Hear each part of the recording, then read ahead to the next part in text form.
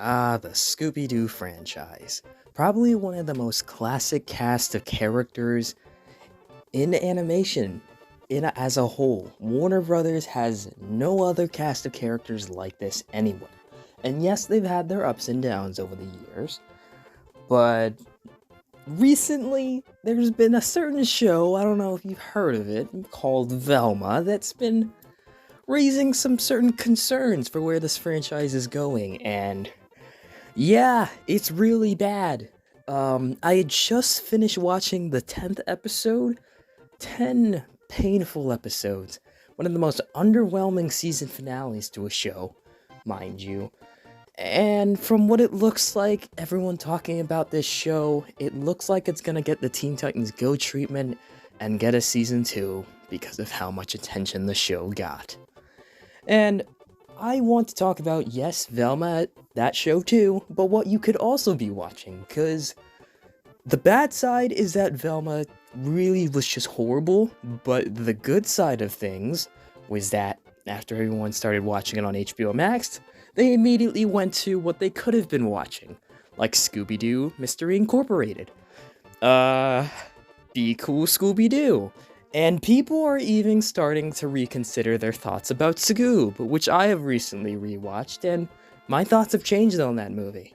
So today we're going to be talking about Velma, obviously, but what you could also be watching on HBO Max for Scooby-Doo, and how Velma really put a dent in the franchise. Like, currently, new Scooby-Doo content is Velma, and that is concerning. That could ruin the franchise if that keeps going. But before we start, make sure you like, comment, and subscribe. Make sure you subscribe, because I'm starting to see the analytics, and not a lot of y'all are subscribed. So make sure to subscribe to the channel, and let's get right into it. So, when Velma, the first trailer, or let's just say the teaser, first came out, immediately there was a little concerns.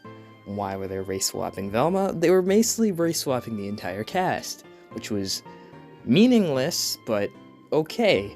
It was an adult TV series, which could have worked if you really think about it. A Scooby-Doo mystery show that's for an adult animated series could work, but the execution, though, before I start hating on the show, there is only one pro to this show.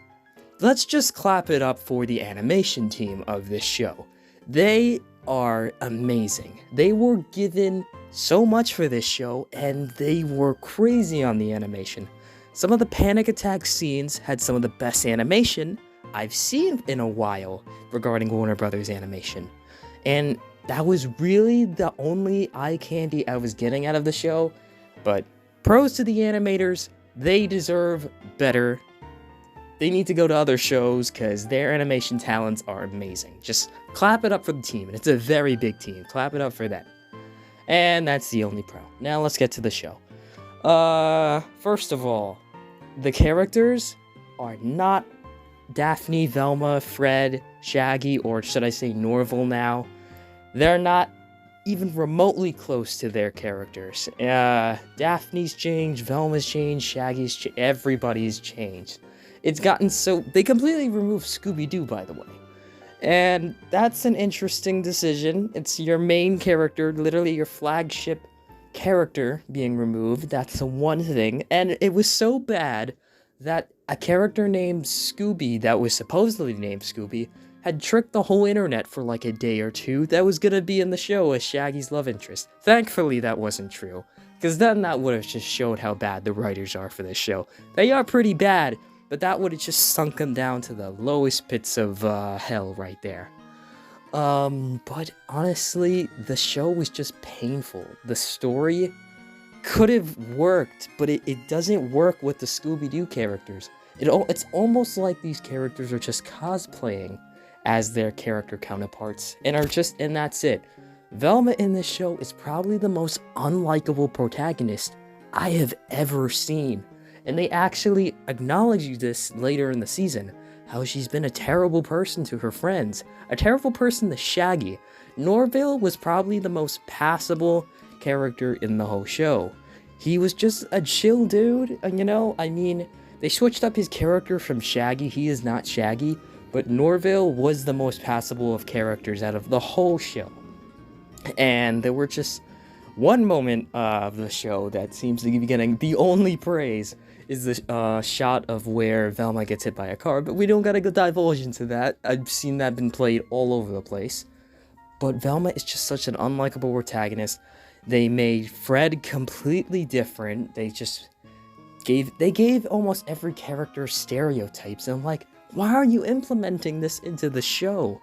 And not just that, Velma's jokes just didn't land. It almost sounded auto-generated. And it was just not great. The whole... Spoiler alert if you really care about the season finale of Velma. The serial killer turns out to be Fred's mom, and it was a whole brain swapping thing, and they even called it Scooby to throw a jab at it. And it was just like, no. I mean, the mystery machine is present in the show. I mean, it looks like they're setting up the gang to be together, but I don't know how they get together, and that's the Scooby Gang, because that is not the Scooby Gang at all. And they even make fun of the original show by saying how gags normally in Scooby-Doo of switching into costumes, how that would never work, but you don't have to do that. It's just like, it's almost made like the show was made to be thrown at with tomatoes, and that's all I really got to say about it. Maybe watch the first episode. After that, you probably know what you're getting into. Watch the rest if you want, but it's not good. It deserves that rating it has. It is not a good part of your time. 5 hours? No. But what you should be watching is a little show on HBO Max that is pretty underrated and got canceled way too soon with Scooby-Doo Mystery Incorporated.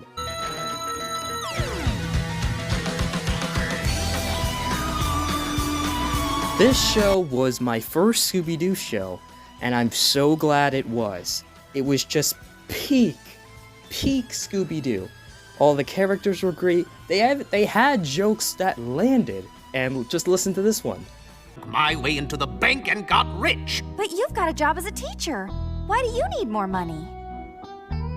Like I said, the show was just a breath of fresh air after watching Velma. And I was just getting the wave of nostalgia, remembering all these characters, Mr. E, all these other cool stories. Like, this is where the Scooby-Doo franchise could have went. And honestly, I wish that this new Scooby-Doo show could have been something like that, something entertaining, that didn't just change up all the characters. But that's what we got in the end. But Scooby-Doo Mystery Incorporated has 2 seasons up on HBO Max. Go watch all the episodes, show them we need Mystery Incorporated to come back. It is just such a great show. It is the best Scooby-Doo show on there. And let's get to the next one. We have Be Cool Scooby-Doo. Now, a lot of people hated this show in the beginning.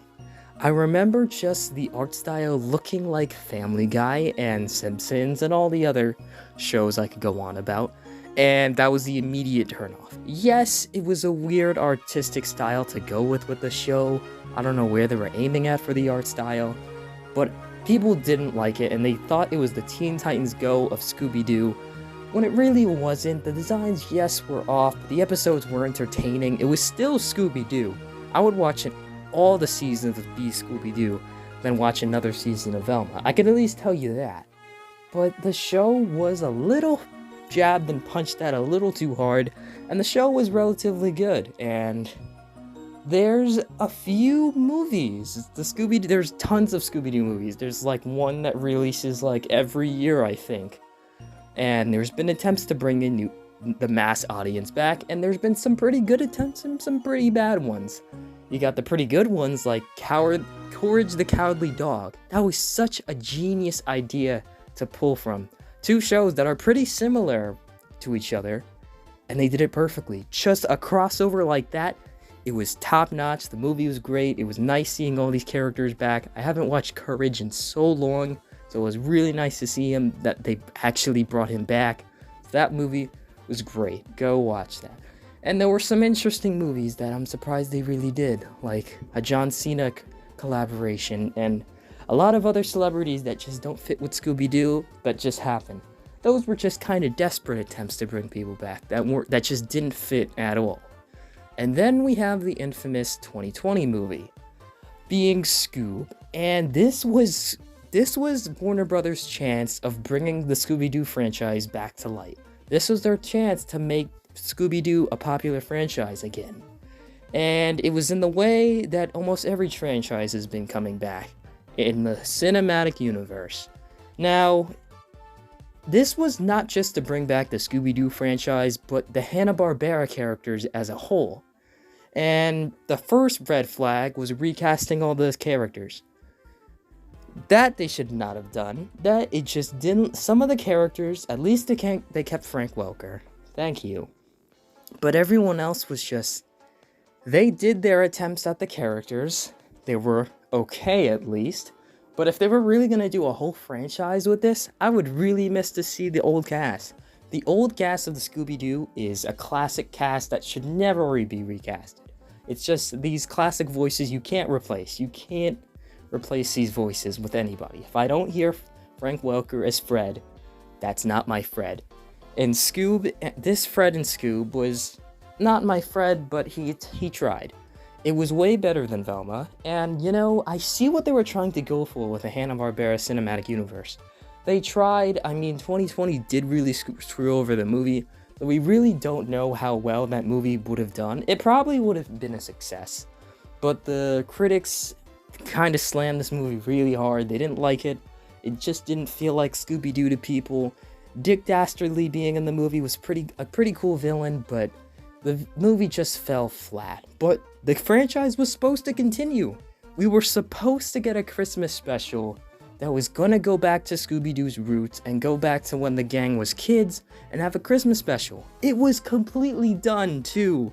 The whole thing was done and complete and ready to release during Christmas on HBO Max.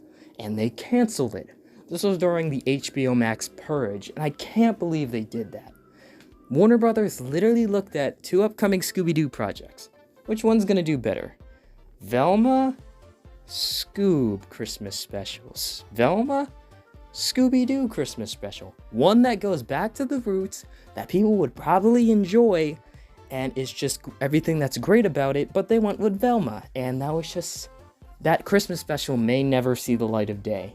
Maybe it'll come back from the dead one day, but it's really sad that now the Scoob franchise, the film franchise, the whole cinematic universe is dead.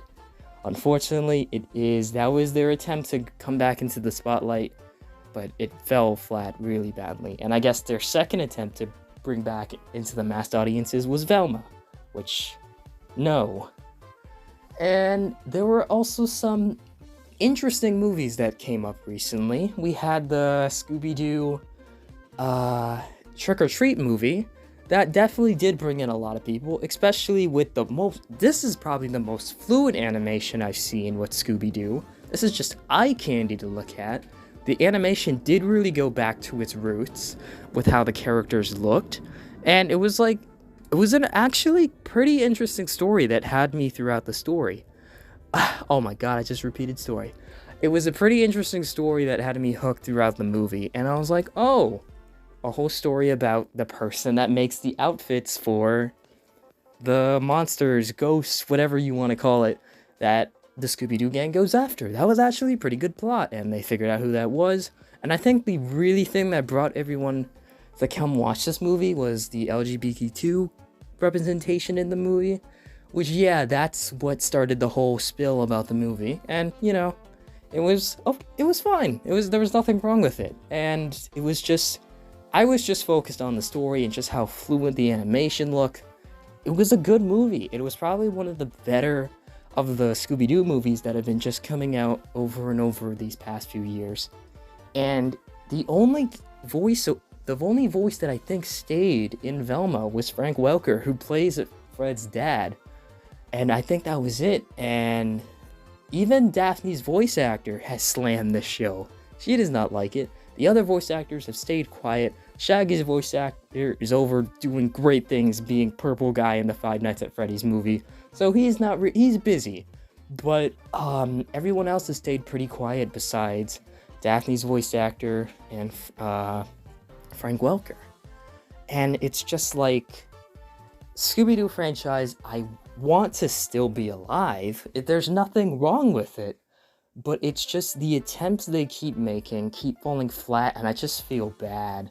And even their attempts to actually come back into the spotlight that are actually good got canceled. And now all we're left with regarding Scooby-Doo is Velma. And hopefully, if this show gets canceled, Warner Brothers will know not to do that ever again. But chances are the show is gonna have the Teen Titans Go effect, where the show is so hated and gets so much public attention that they keep going to raise more videos and content creators like me talking about the show. And it's just, yeah, I don't want to see a season 2 of this show. And I know if they're probably going to announce it, it's going to raise a lot of outrage. But I recommend you don't watch Velma. I mean, there's other ways to watch Velma, if you know what I'm saying. Wink, wink, nudge, nudge. But all I'm saying is that go watch Mystery Incorporated. Go watch Be Cool Scooby-Doo. There are tons of Scooby-Doo movies for you to watch. And also give Scoob another chance, because it's actually a pretty decent, not amazing, but decent movie. So that's what I have wanted to talk about today, because this whole Velma train is finally dead, and I hope it stays dead. And I just wanted to talk about what you could be watching, and I just want Mr. Incorporated to come back. Please, let's raise awareness. Mr. Incorporated needs to come back. But that's what I wanted to talk about today. Thank you guys so much for the support on the videos lately, and I will catch you guys in the next video. Peace out, everyone.